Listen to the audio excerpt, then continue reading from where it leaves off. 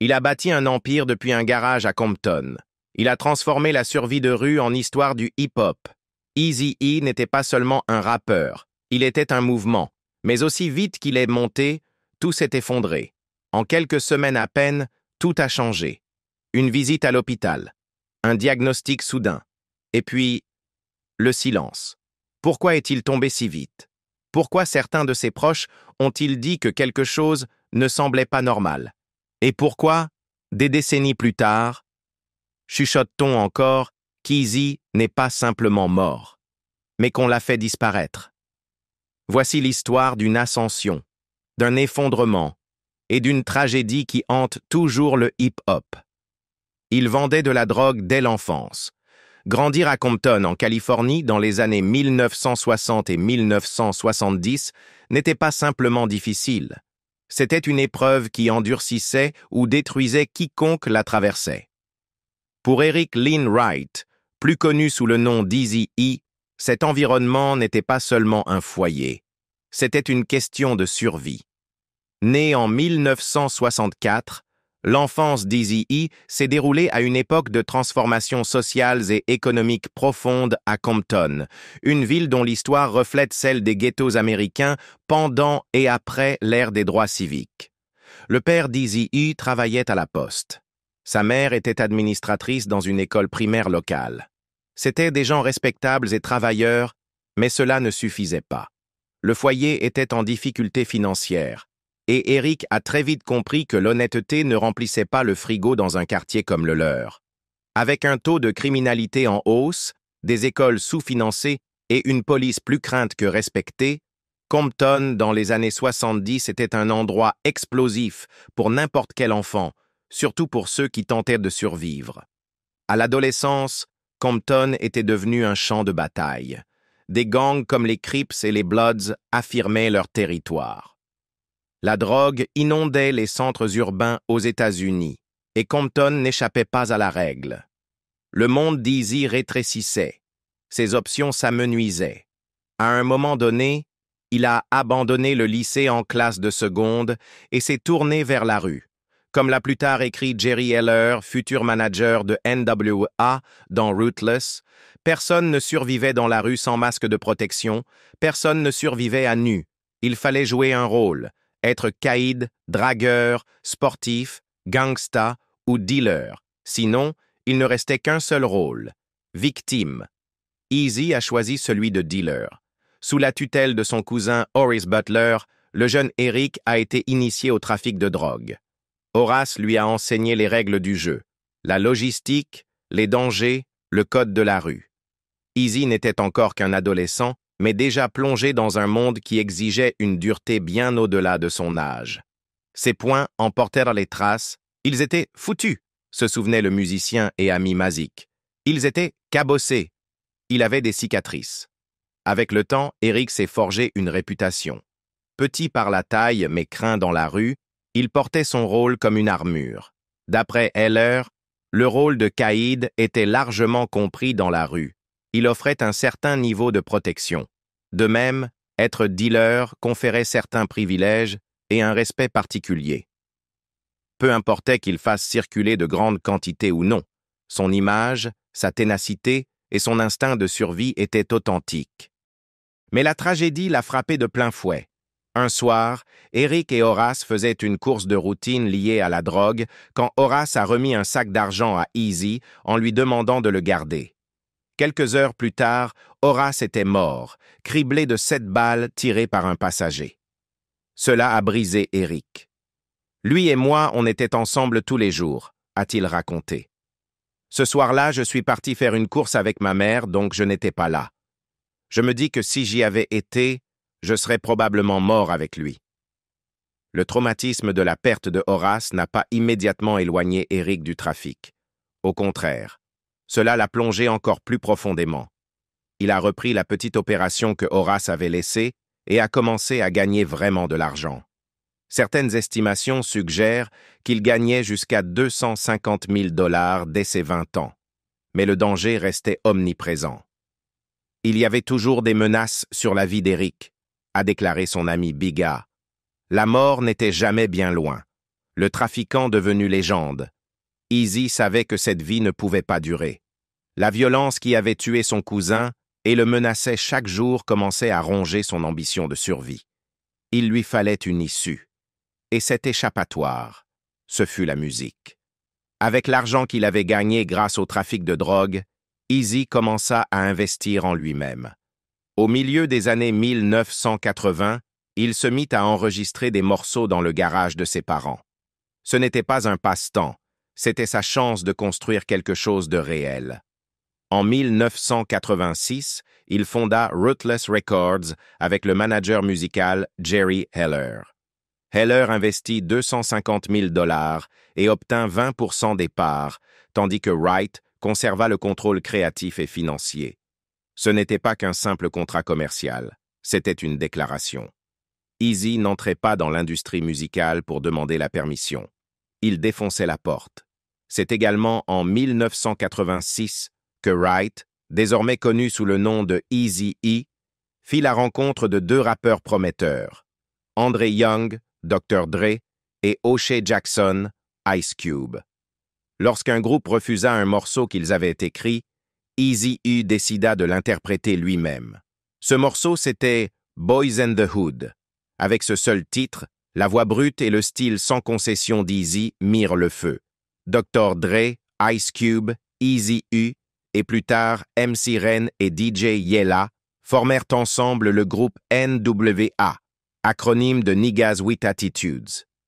Ce n'était pas simplement un groupe de rap, c'était une explosion culturelle. Leur album Straight Outta Compton, sorti en 1988, brisa les barrières et secoua toute l'industrie. Des titres comme F-Shit Police ne faisaient pas que repousser les limites, ils les pulvérisaient. Le FBI adressa une lettre de mise en garde à leurs distributeurs, les stations de radio boycottèrent leurs chansons, mais les fans, eux, se multiplièrent. Mais avec la célébrité vinrent les tensions. Ice Cube quitta le groupe en 1989, déclenchant une guerre de clash avec notamment son titre incendiaire No Vaseline. En 1992, Dr. Dre suivit, dénonçant la manipulation de Heller et des problèmes financiers. Le groupe qui avait révolutionné le hip-hop implosa en moins de 6 ans. Alors que NWA s'effondrait, Eazy-E restait inflexible. Il lança plusieurs projets solos comme Easy Does It, 5150, Home pour Tasik et It's On, Dr. Dre et Tundra Otios Jum Killa. Ce n'était pas que des disques, c'était des ripostes. Des morceaux comme Real Mutafukin G's répondaient directement à Dr. Dre, qui l'avait attaqué dans The Chronic. Leur querelle devint légendaire. Mais Eazy ne se contentait pas de paroles. Il confirmait ses mots par le succès. Easy Does It s'écoula à plus de 2,5 millions d'exemplaires. Son label signa des groupes révolutionnaires comme Bone Thugs and Harmony. Eazy n'était plus seulement un rappeur. Il devenait un magnate de la musique. Sa relation triste et complexe avec Jerry Heller, au cœur de l'ascension fulgurante et du chagrin final d'Eazy-E, se trouvait Jerry Heller. Tous deux avaient de former un duo improbable, un rappeur aguerri des rues de Compton et un cadre juif blanc de l'industrie musicale originaire de Cleveland. Derrière le succès se cachait une relation marquée par la méfiance, la manipulation et une grande complexité émotionnelle. Une relation que beaucoup considèrent comme l'un des éléments ayant précipité la chute de NWA, et peut-être même la solitude qui entoura les derniers jours d'Eazy. Heller parlait souvent d'Eazy avec une affection profonde, comparant leur lien à celui d'un père et d'un fils.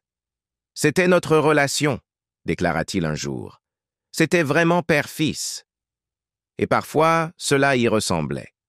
Heller apportait à Eazy la structure, les fonds et les conseils professionnels qui lui manquaient, tandis qu'Eazy représentait la voix brute des rues, directe, sans filtre, intrépide. Leur partenariat était électrique. Mais dans un monde comme celui de la musique, surtout à l'ère explosive du gangsta rap, la loyauté émotionnelle pouvait vite devenir un fardeau dangereux.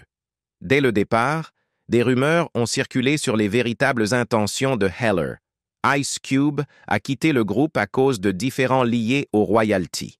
Malgré le succès de NWA, il vivait encore chez ses parents, une réalité qui ne passait pas. Il croyait que Heller, et par extension Eazy, les trompait, lui et les autres membres du groupe, sur leurs gains. Heller a nié ces accusations, les qualifiant de absurdes. Mais le mal était fait. NWA se fractura et Eazy se retrouva au milieu, forcé de choisir entre l'homme qui avait bâti l'empire à ses côtés et les amis qui avaient façonné son son. Au fil du temps, la confiance d'Eazy envers Heller s'effrita. DJ Speed, un proche d'Eazy, déclara plus tard que leur relation était plus stratégique qu'émotionnelle. Le truc d'Eric, c'était « Ce type me fait gagner de l'argent, je veux juste voir jusqu'où ça peut aller », expliqua Speed dans une interview. Il révéla aussi qu'Eazy consultait souvent d'autres personnes, notamment Charlie Jam, un ancien manager de tournée d'Ice-T, avant de prendre des décisions avec Heller. Jerry n'aimait pas ça, ajouta-t-il, parce qu'il savait que Charlie était malin lui aussi.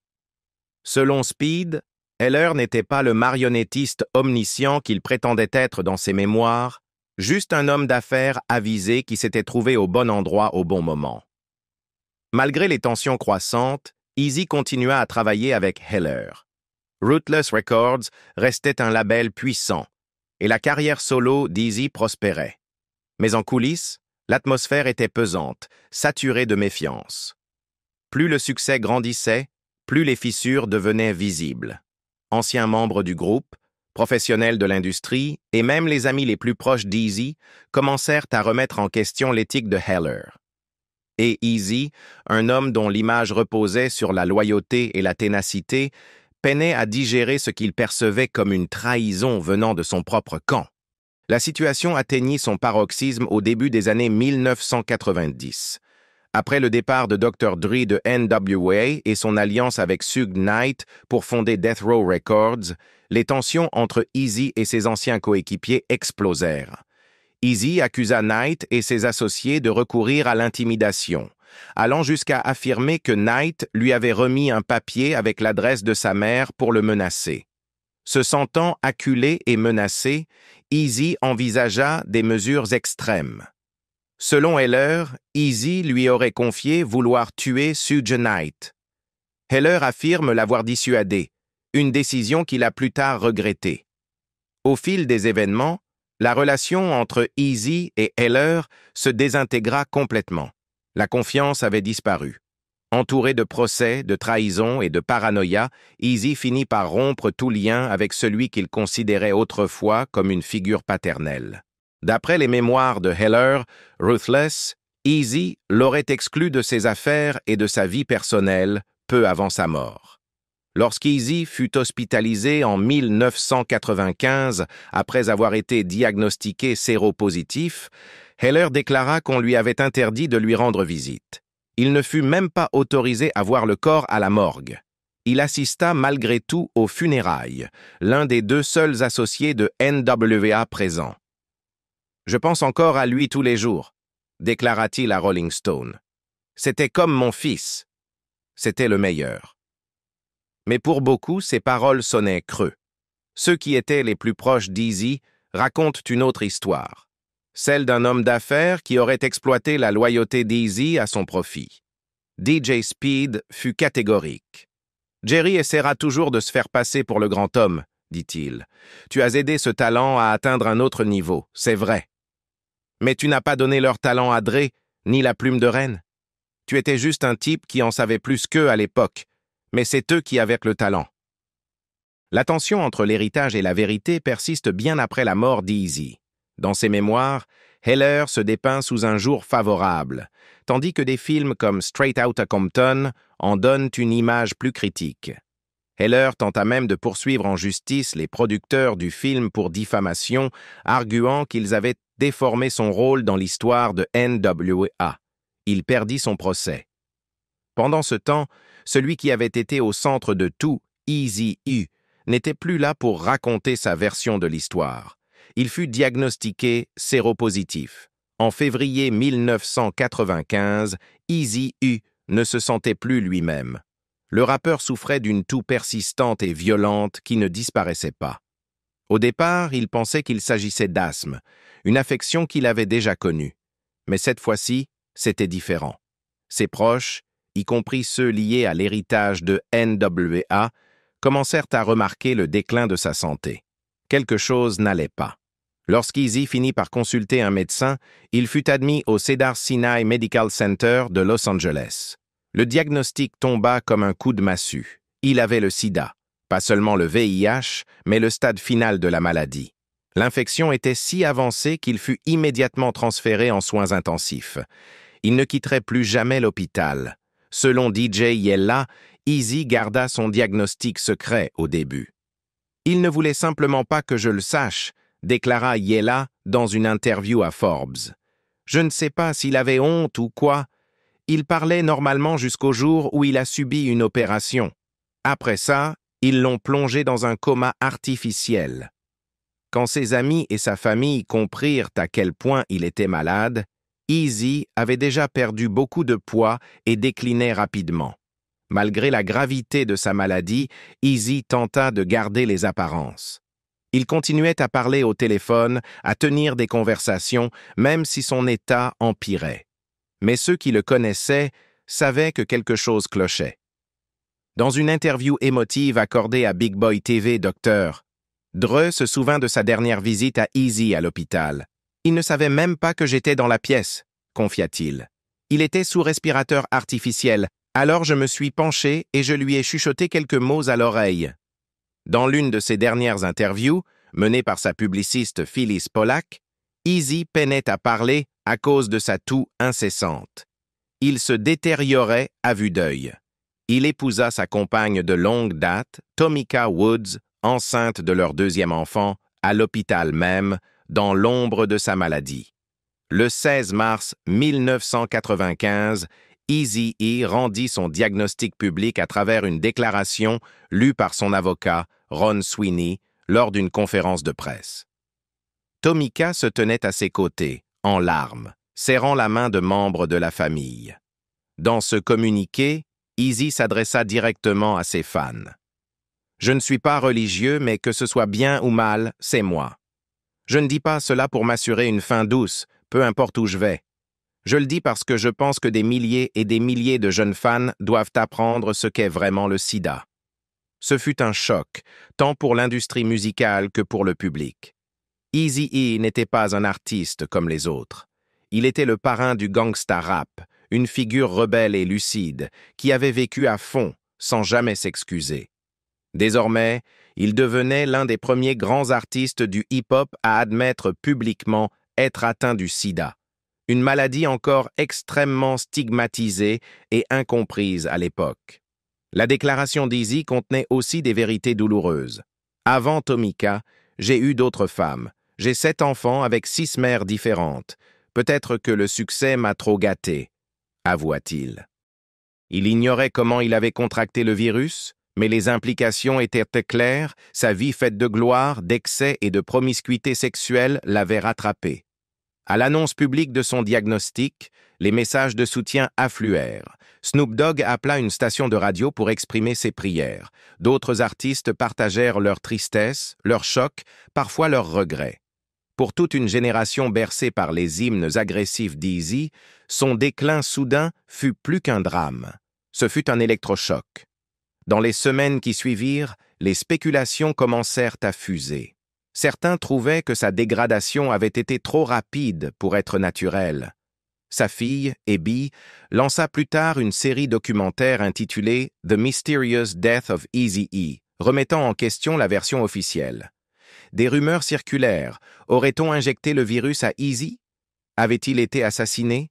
Suge Knight était-il impliqué? Même Jerry Heller et Tomika Woods furent accusés dans certaines théories marginales. Mais aucune preuve concluante ne fut jamais apportée.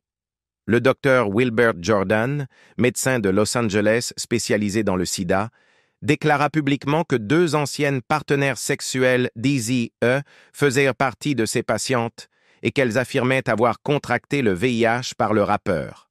Il expliqua qu'à mesure que le système immunitaire d'Eazy s'affaiblissait, le risque de transmission à ses partenaires augmentait. « Elles ont été infectées, elles l'ont été par lui », dit-il. Mais Tomika Woods, alors enceinte, fut testée négative, tout comme leur enfant à naître. « Elle a eu de la chance », nota Jordan.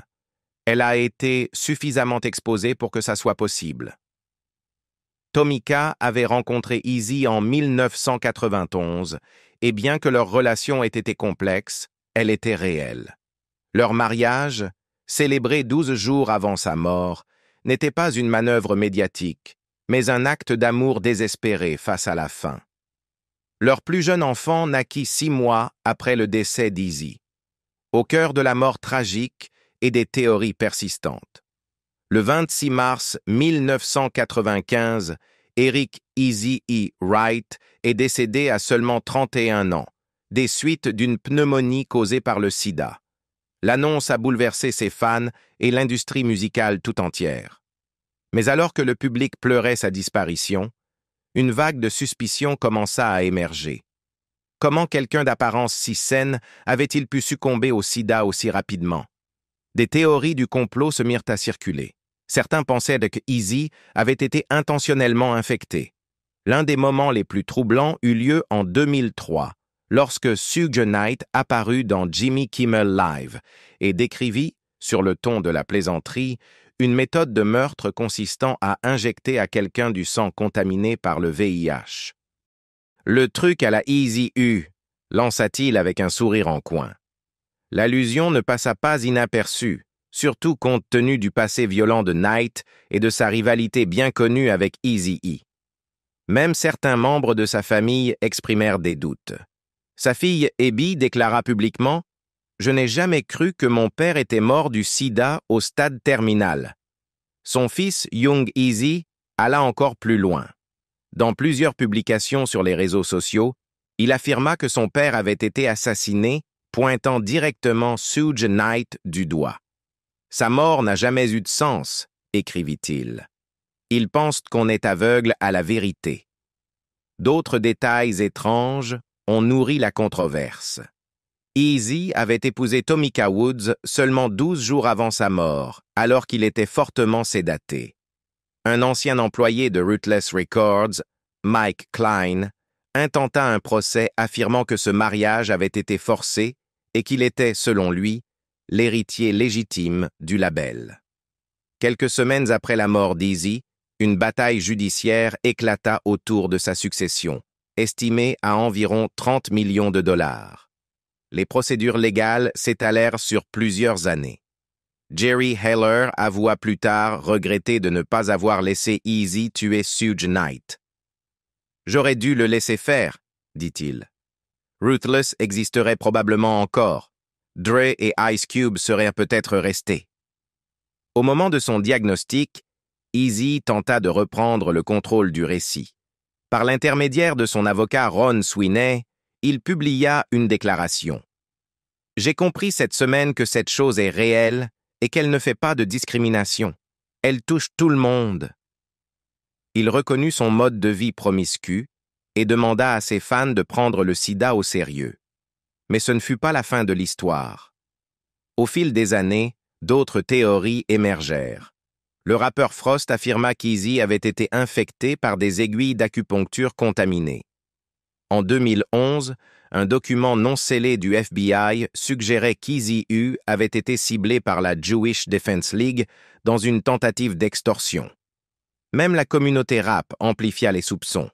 Sur l'album Doggy Style de Snoop Dogg, un sketch contenait la réplique « Busta ass, achieve pussy ass motherfuckers », une référence directe à Eazy.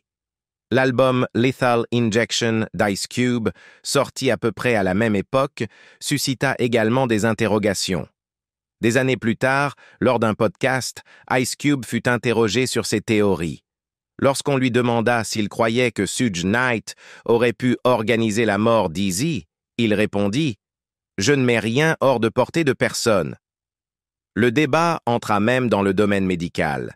Des experts confirmèrent que le risque de contracter le VIH via une piqûre d'aiguille est très faible. Ce n'est pas impossible, mais hautement improbable. Et pourtant, le doute persiste. L'héritage d'Eazy, à l'image de sa vie, est rempli de contradictions. Un dealer devenu entrepreneur, un gangsta rappeur visionnaire, un père de 11 enfants, dont la mort est devenue l'un des mystères les plus persistants du hip-hop. À ce jour, aucune charge criminelle n'a jamais été déposée en lien avec sa disparition. Mais pour beaucoup de fans, la justice pour Eazy-E reste une affaire inachevée. Qu'il soit mort d'un coup du sort cruel ou d'un acte ciblé, une chose est sûre. Eric Wright a changé à jamais le son et les affaires du hip-hop.